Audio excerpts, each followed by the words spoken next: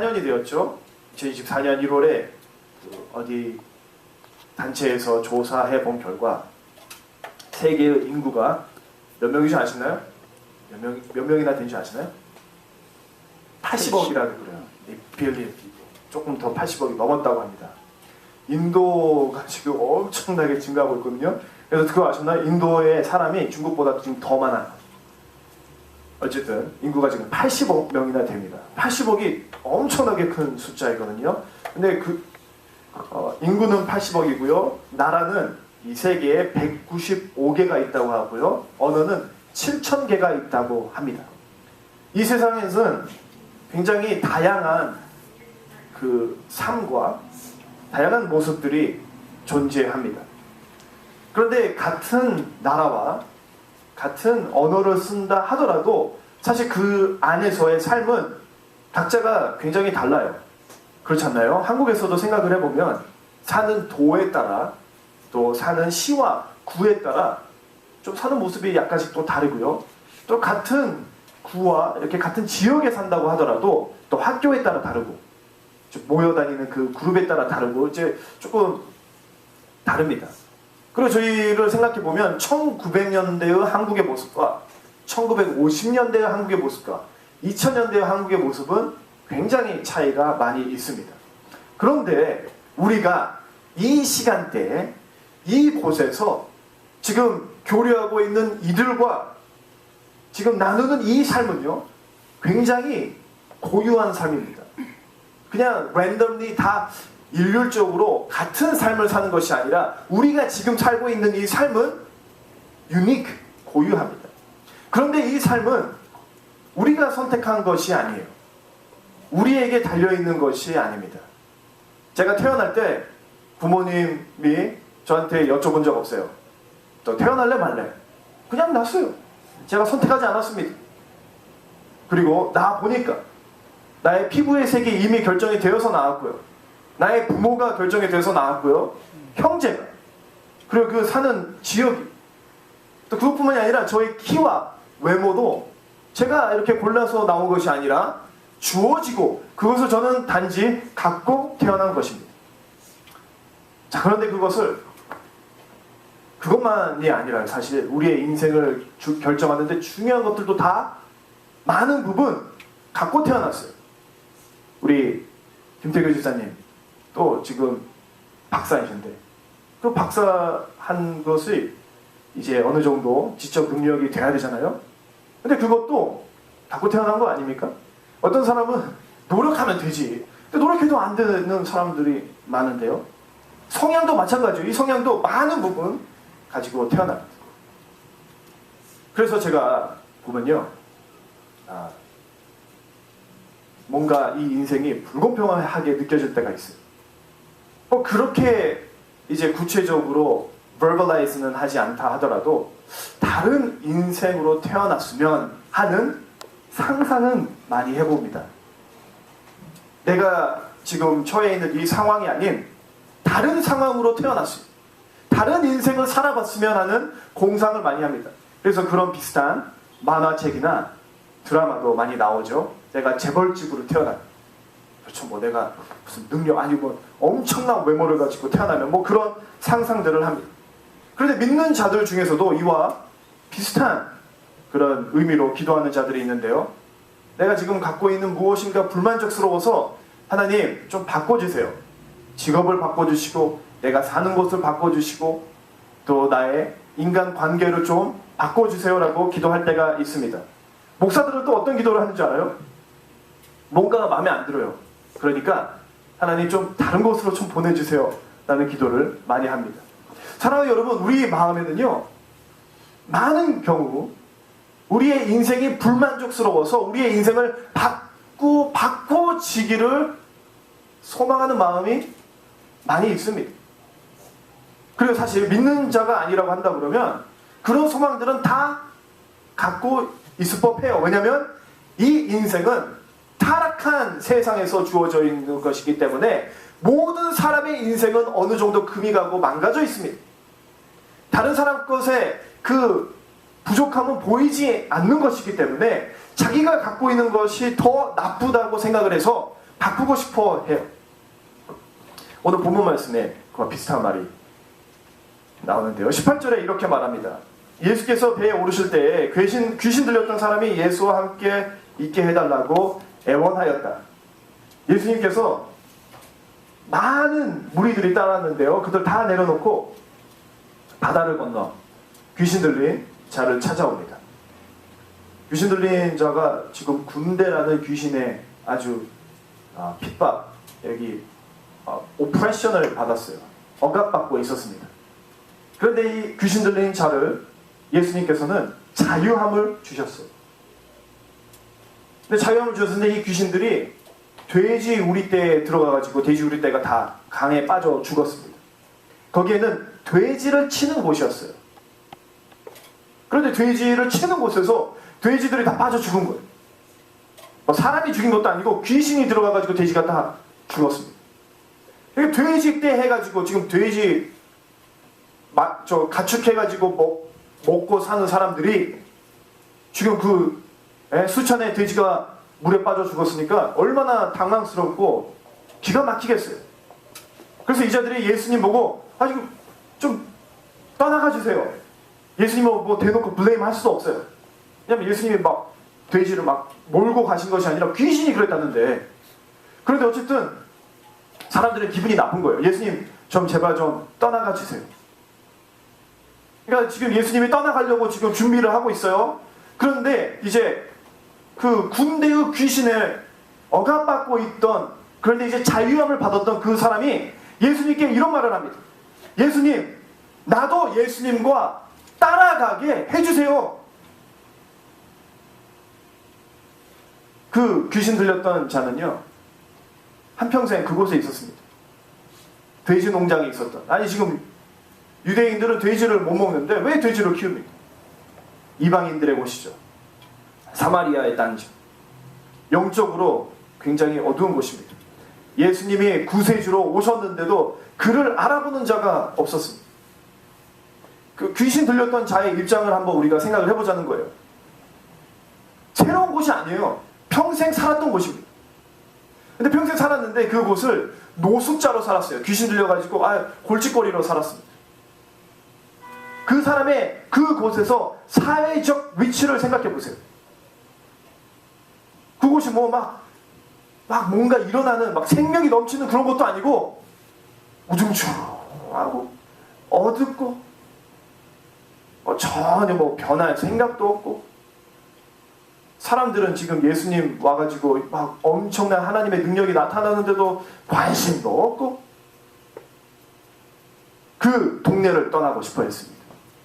다른 인생을 새롭게 살고자 했습니다. 그는 예수님이 가시는 곳에 가고 싶어 했습니다. 그런데 예수님과 함께 하고 싶어하는 마음이 있었는데 눈에 보이는 당연한 결단을 이 자는 한 것입니다. 예수님이 떠나가시니까 눈으로 예수님이 떠나가는 그 예수님을 따라가야 예수님과 함께하는 것이 아니겠습니까? 그 귀신 들렸던 자는 눈에 무엇인가 보이는 곳에 살고 싶었습니다. 손에 무엇인가 잡히는 곳에 살고 싶었습니다. 많은 무리가 따르고 무엇인가 막 일어나는 생명이 넘치는 곳에 가고 싶어 했습니다. 그런데 19절에 보면 예수님이 이렇게 말씀하십니다. 가슴 아픈 이야기예요. 예수님께서는 그러나 허락하지 않으시고 그에게 말하셨다. 여기 있어라. 근데 이것이 조금 무엇인가 이 구절을 잘 연구해보면요, 이상한 부분이 있습니다. 귀신은 여기에서 쓰는 단어가요, 간청, 배그라는 단어를 쓰는데요. 간청하다, 이제 빌다. 그런데 이게 지금 귀신 들렸던 자도 18절에 빌었다 하죠. 애원하였다, 간청하였다. 근데 이 단어가 이 구절에 한 군데 더 쓰입니다. 그것은 언제 쓰이냐면요, 귀신이 예수님께 간청하였다도 같은 단어를 써요. 그러니까 똑같아요. 예언하였어요. 근데 귀신은 무엇이라 예언하였죠? 예수님, 우리 다른 지역으로 쫓아내지 마시고 돼지떼에 들어가는 것을 허락해 주세요라고 간청하였다. 애원하였다. 자, 귀신들이 예수님께 기도하는 거예요. 예원하는 거예요. 좀 저 돼지떼에 들어가게 해주세요.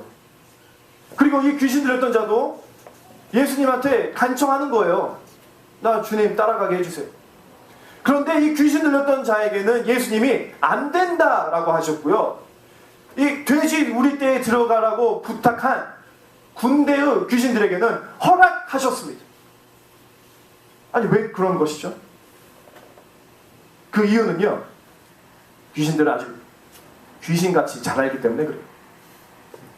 예수님이 무엇을 원하시는지, 무엇에 허락하실지, 허락하지 않을지를 너무나 잘 알았던 것이에요. 사랑하는 여러분, 이게 굉장히 중요합니다. 귀신은요, 죽지 않아요. 그거 아시죠? 귀신은 죽지 않아요. 2000년 전에 있었던 귀신이 아직까지도 살아있어요. 아니, 아담과 하와 때 이게 속여가지고 인류를 아주 죄의 저주에 빠뜨린 그 장본인 그 사탄이 아직까지도 살아있는 거예요. 2000년 전에도 살아있고 지금도 살아있습니다. 아는 게 많아요. 보는 게 많아요. 그리고 이 귀신들은요, 율법주의자입니다. 아주 로이어 같아요. 변호사 같아요. 그래서 이게 뭐 같은 주제는 아니라서 뭐 길게 설명은 안 하겠지만, 귀신들은요, 이건 참고하시라고, 법을 하여튼 법대로 하자 그러면요, 그거는 지킵니다. 율법주의자들. 뭐 여하튼 이들이 아는 거예요. 예수님이 무엇을 허락하고 무엇을 허락하지 않은 것을 잘 알기 때문에 자기들이 원하는 것 중 가장 그래도 할 만한 것, 예수님께 부탁을 하니, 간청을 하니 예수님께서 그래 하라 라고 했던 것입니다. 자, 기억하십시오. 귀신은 너무나 잘 알았어요. 하물며 하나님이 무엇을 원하시는지도 알았습니다. 그런데 문제는 사람은 몰랐다는 거예요. 왜 그러는지, 자기가 누구인지, 이 지역에 남아있어야 되는 의미가 무엇인지, 하나님이 그에게 무엇을 원하시는지 잘 몰랐습니다. 그런데 사랑하는 여러분, 이 구절에서 예수님께서 너는 나의 것이다 라고 택해 부른 자는 모든 것을 정말 꿰뚫어 보는 것 같은 지식을 갖고 있었던, 너무나 잘 알았던 귀신이 아니라, 잘 몰랐지만, 잘 이해는 안 되지만, 주님 되시는 예수님께서 하라고 하니 보이는 것이 아닌 믿음으로 그러겠습니다라고 순종한 사람이었습니다. 사랑하는 여러분, 주님께서 여러분에게 지금 오늘 말씀하시는 것은 다 알아서 보이는 것에 따라 살라고 하는 것이 아니라, 잘 모르지만, 잘 이해는 되지 않지만 예수님께서 하라고 하니 믿음으로 순종하는 것을 여러분들로부터 지금 찾고 계시는 것입니다. 이 자가 얼마나 대단한 자이냐면요, 예수님께서 치유를 많이 해주시는데 치유하는 족족이 예수님께서 뭐라고 하세요? 너네 어디 가서 내가 치유해줬다 말하지 마라. 주님의 대변인이 되는 것을 허락하지 않으셨어요. 그런데 이에게는 특권을 주셨습니다. 아니, 귀신보다도 모르는 자인데, 자기가 어디 있어야 되는지 모르는 자, 잘 이해하지 못하는 자, 잘 모르는 자, 하나님의 뜻을 정확하게 꿰뚫어 알지 못하는 자인데, 주님께서는 이들에게 특권을 주셔 말하기를, 귀신한테도 주지 않은 거죠. 당연히 귀신이 어디 가가지고 당신은 살아계신 하나님의 아들이라고 할 때 예수님이 조용히 해 그러잖아요. 그런데 이 자에게는 특권을 주십니다. 그것은 바로 이것입니다. 내가 너에게 은혜를 베푸셔서 너를 불쌍히 여겨주신 이를 가정에게 전하라. 주위의 사람에게 전해라. 나의 대변인이 되어라. 너는 내가 거하는 성령의 성전이 되리라. 성령의 성전, 교회의 법은 이러하니 그의 주위가 가장 거룩한 곳이 되어야 합니다. 사랑하는 여러분, 너희가 있는 그 곳에서 복음을 전하라 라고 하는 것은요, 살아계신 하나님의 성전 되는 자들에게 주시는 특권입니다. 예수님은 이 특권을 아무에게나 주시지 않으세요. 말하지 말라 하세요. 하나님이 그런데 택하시고 사랑하시는 자들에게는 너가 있는 그곳에서 복음을 전하고 나의 은혜를 전하라고 하시는 것입니다. 사랑하는 여러분, 주님께서 그러므로 여러분들을 보내신 곳은 바다 건너 저 아프리카와 중국에 가기 전에 first and foremost 여러분들의 지금 인생입니다. 여러분들의 지금 인생에서 여러분들 잘 이해 안 되시죠? 잘 모르시겠죠? 그런데 그곳에서 나는 다 깨트로 아는 그 통찰력은 없지만 예수님이 나를 이곳에 부르셨고 이곳에서 주님의 증인되라 하시니 주님의 말씀에 순종하라. 내가 성전이기 때문에 나의 주위에 있는 사람들에게 계속 복음을 전해 가장 거룩한 곳이 되게 해야 하는 것입니다. 요한복음에서 이거에 이렇게 말씀하고 있어요.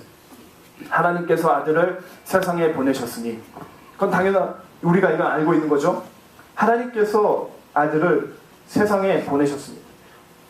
세상을 사랑해서 독생자 예수를 우리에게 보내주셨어요. 하나님께서는 예수님을 세상에 보내셨습니다. 그런데 세상에 보내셨을 때 그냥 무작위로 중국 사람이든 러시아 사람이든 그렇게 무작위로 보낸 것이 아니라 구체적으로 하나님께서는 예수님을 말씀내셨는데 어떤 육신을 입게 하셨냐면요, 남자의 육신을 입게 하셨고요, 유대인의 육신을 입게 하셨고요, 나사렛 사람의 육신을 입게 하셨습니다. 피로는 다윗의 그 후손으로 육신을 입게 하셨습니다. 이것은 그냥 랜덤 실수가 아니라 하나님의 구체적인 계획 아래 예수님께서 그 자로 그 모습으로 보내셨다는 것입니다. 사랑하는 여러분, 이것이 진리의 말씀입니다. 우리 또한 주님의 계획 아래 우리의 이 구체적인 인생으로 보내심을 받은 것입니다.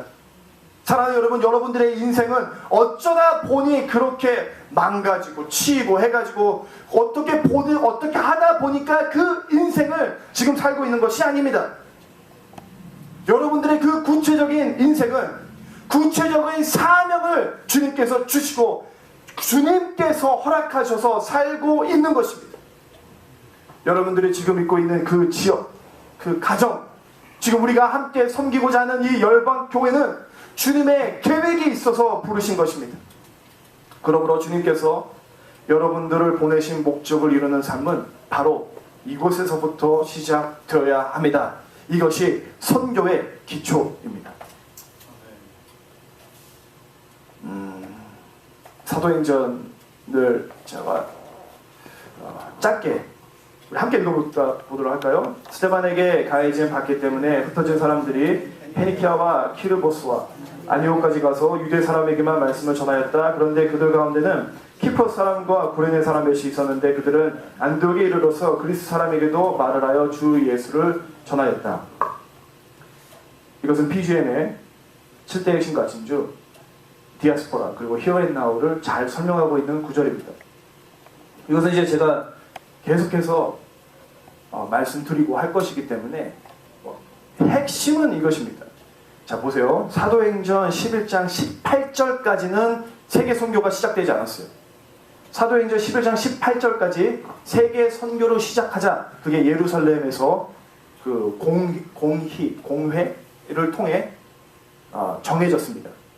왜 이방인들에서 말을 전합니까? 그러니까 베드로가 고넬리오스에서 가서 말씀을 전할 이유를 설명하고 거기에서 합의한 것이 복음이 유대인들뿐만이 아니라 이방인들에게도 전해질 수 있구나. 우리가 이제 선교를 유대인들뿐만이 아니라 이방인들에게도 세계 선교를 하자라고 정해진 것이 11장 18절이에요.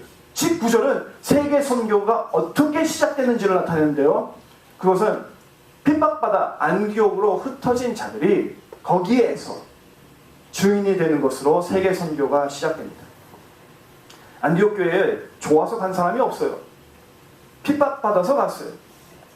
인간적인 관점에서 보면요, 그들의 삶을 다 버려버리고 그곳으로 갔어야 되는 굉장히 큰 고난 가운데 있는 자들이었습니다. 그런데 그들이 내 인생은 어쩌다가 이렇게 지금 밑바닥으로 다시 왔지? 내가 갖고 왔던 그 인생은 어디 가고 이렇게 부서져버린 인생에 다시 살게 되었을까? 이해는 되지 않았지만 그곳에서 주님을 신뢰하고 그곳에서 복음을 전하니 거기에서 세계 선교가 시작된 것입니다. 사랑하는 여러분, 여러분들의 이 삶이 혹시 힘들고 낙심되세요? 다른 인생 살고 싶으세요? 벗어나고 싶으세요? 도망가고 싶으세요? 사랑하는 여러분, 주님의 사랑하심을 믿으십시오. 주님이 보내셨습니다. 그곳이 우리는 성전으로 불렀기에 이 엄청난 특권을 주셨기 때문에 저희의 주위에 있는 자들에게 복음을 전해 우리가 주님의 목적하신 그 삶을 다 사는 저와 여러분 되기를 주님의 이름으로 축원합니다. 제가 한옥교회는 1년인데요. 제가 목회는 지금 12년째 하고 있어요. 12년 동안 쉬지 않고 매주 설교하고요. 제가 좀 설교를 좀 많이 하는 편이에요. 그래서 매일같이 설교하고. 근데 조금 피곤이 조금 누적이 됐습니다. 제가 유스그룹을 3년 하고 이제 사임하고 그 다음 달에 안디옥교에 왔는데요. 그래서 한 달은 쉬는 시간이 있었네요.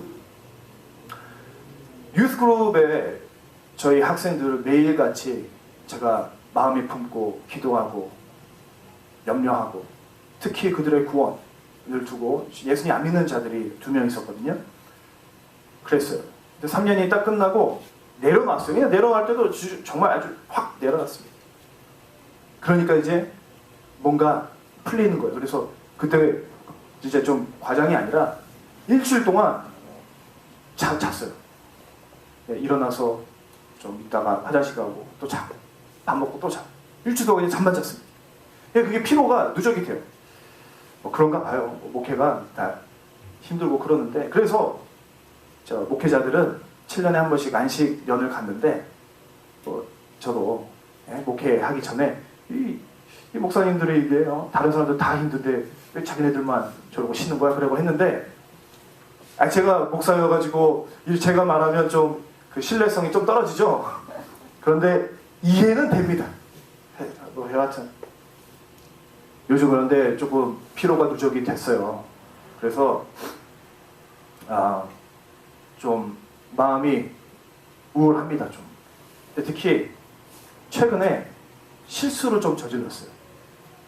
선교단체 하는데 거기에서 좀 큰 실수를 좀 저질러가지고 좀 낙심되는 일이 있었습니다. 그리고 진짜 저를 마음을 힘들게 한 거는요. 지난주에 OICC 예배였잖아요. 근데 다민족 교인 3명 온 거예요. 그걸 보고 제가 충격을 받았어요. 뭐 여러 가지 의미로 27명은 그러면 도대체 어디서 예배를 드리는가부터 시작을 했어요. 근데 뭐 이런 이유, 저런 이유가 있겠죠. 이유 없는 것이 어디 있습니까? 근데 괴롭더라고요. 그래서 많이 마음이 힘들었습니다. 근데 그 한인들은 원래 이렇게 말을 하면 뭔가 좀 도와줘야 되고 그러잖아요. 근데 저는 뭐 도와달라고 그렇게 말을 하는 게 아니라 그냥 목사도 나눌 수 있는 것이 아니겠습니까? 저는 그리고 이게 저의 사명이기 때문에 나쁘지 않아요. 즐거워요. 그런데 어쨌든 여러분들과 그냥 뭐 해달라는 게 아니라 나누면 최근 조금 마음이 좀 그랬습니다. 근데 이런 경우에 목회자들이 어떻게 되냐, 무슨 생각을 하냐, 무슨 생각을 할 것 같아요? 주님, 이제 예수님한테 기도하는 거예요. 이 귀신 들린 사람처럼 주님, 제 이곳이 우중충해가지고 정말 미래도 보이지 않고 따르는 자도 없고 죽겠습니다. 주님. 제자도 없고 주님, 여기 돼지 우리 키우는 이곳에서 주님 좀 따라가면 안 됩니까? 주님 어디 계세요? 시카고에 계십니까? 플로리다에 계십니까? 좀 따라가면 안 됩니까? 그런 기도하지 않겠습니까? 눈에 보이는 것이 있거든요. 눈에 보이는 것 같은 것이 있어요. 눈에 보일 것 같은 것. 여기에는 안 보이는데 다른 데는 보이는 것 같은 거예요. 저는 또 사실 다른 지역은 아니고 평신도로 살면 이 마음이 얼마나 한결 편할까라는 생각을 가끔씩 합니다. 그런데 사랑하는 여러분, 오늘 이 말씀이 저를 살리는 거예요. 이 말씀이 정말 이 인생이 낙심되는 여러분들을 살리기를 주님의 이름으로 축원합니다. 사랑하는 여러분, 우리는 귀신이 아니에요. 하지만 우리는 주님의 제자로, 주님의 성전으로, 주님의 택하심을 받은 자로 부르심을 받았습니다. 우리는 귀신처럼 다 꿰뚫어보는 그런 아는 것은 없지만, 눈에 보이지는 않지만, 이해가 되지 않지만, 주님이 나를 여기 보내셨다라는 그것을 믿으시고, 주님의 선하심을 믿으시고, 나를 여기에 보내셨으니 내가 성전되는 이곳에서 이 주의를 가장 거룩한 곳이 되게 하겠노라 믿음으로 순종하는 그 삶을 살 때 주님께서 우리를 사용하실 줄 믿습니다.